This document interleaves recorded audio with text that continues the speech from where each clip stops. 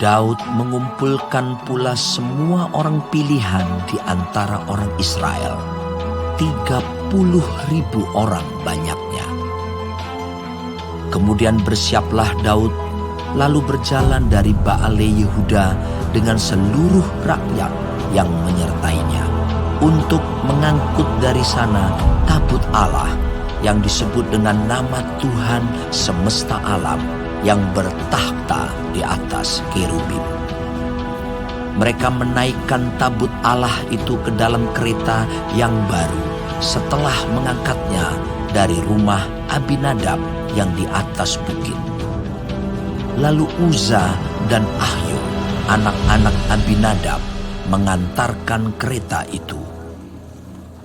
Uza berjalan di samping tabut Allah itu, sedang Ahyo berjalan di depan tabut itu.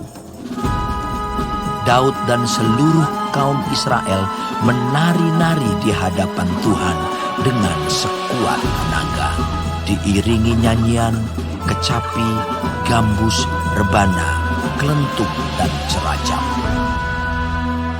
Ketika mereka sampai ke tempat pengirikan Nakon, maka Uza mengulurkan tangannya kepada tabut Allah itu, lalu memegangnya karena lembu-lembu itu tergelincir. Maka bangkitlah murka Tuhan terhadap Uza. Lalu Allah membunuh dia di sana karena keteledorannya itu. Ia mati di sana dekat tabut Allah itu. Daud menjadi marah karena Tuhan telah menyambar Uza demikian hebatnya. Maka tempat itu disebut orang Peres Uza sampai sekarang. Pada waktu itu Daud menjadi takut kepada Tuhan, lalu katanya, "Bagaimana tabut Tuhan itu dapat sampai kepadaku?" Sebab itu Daud tidak mau memindahkan tabut Tuhan itu ke tempatnya, ke kota Daud. Tetapi Daud menyimpang dan membawanya ke rumah Obed-Edom, orang Gad itu. 3 bulan lamanya tabut Tuhan itu tinggal di rumah Obed-Edom, orang Gad itu. Dan Tuhan memberkati Obed-Edom dan seisi rumahnya. Diberitahukanlah kepada Raja Daud demikian, Tuhan memberkati seisi rumah Obed-Edom dan segala yang ada padanya oleh karena tabut Allah itu. Lalu Daud pergi mengangkut tabut Allah itu dari rumah Obed-Edom ke kota Daud dengan sukacita. Apabila pengangkat-pengangkat tabut Tuhan itu melangkah maju 6 langkah, maka ia mengorbankan seekor lembu dan seekor anak lembu gemukan. Dan Daud menari-nari di hadapan Tuhan dengan sekuat tenaga. Ia berbaju efod dari kain lenan. Daud dan seluruh orang Israel mengangkut tabut Tuhan itu dengan diiringi sorak dan bunyi sangkakala. Ketika tabut Tuhan itu masuk ke kota Daud, maka Mikhal, anak perempuan Saul, menjenguk dari jendela, lalu melihat Raja Daud meloncat-loncat serta menari-nari di hadapan Tuhan.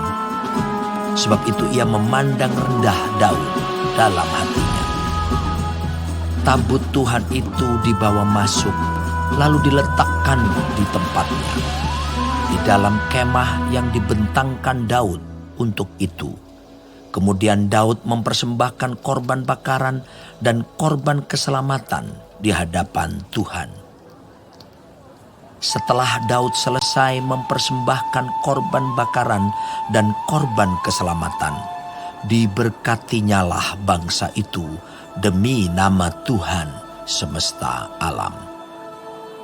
Lalu dibagikannya kepada seluruh bangsa itu, kepada seluruh halayak ramai Israel, baik laki-laki maupun perempuan, kepada masing-masing seketul roti bundar, sekerap daging, dan sepotong kue kismis. Sesudah itu pergilah seluruh bangsa itu masing-masing ke rumahnya. Ketika Daud pulang untuk memberi salam kepada seisi rumahnya, maka keluarlah Michal binti Saul mendapatkan Daud.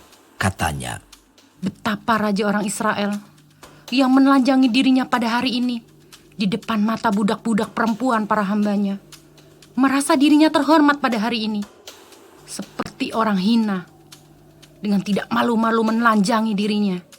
tetapi berkatalah Daud kepada Michal, Di hadapan Tuhan yang telah memilih aku dengan menyisihkan ayahmu dan segenap keluarganya untuk menunjuk aku menjadi raja atas umat Tuhan, yakni atas Israel. Di hadapan Tuhan aku menari-nari, bahkan aku akan menghinakan diriku lebih daripada itu.